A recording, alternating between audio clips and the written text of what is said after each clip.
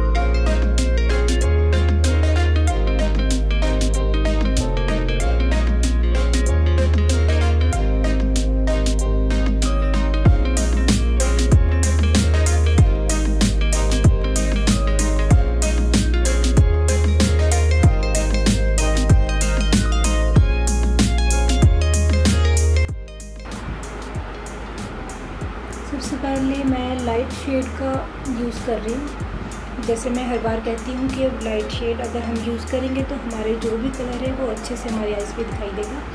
अगर आपके पास कोई लाइट शेड नहीं है स्किन कलर का तो आप कॉम्पैक्ट पाउडर जो है उसको भी यूज़ कर सकते हैं आई मेकअप स्टार्ट करने से पहले।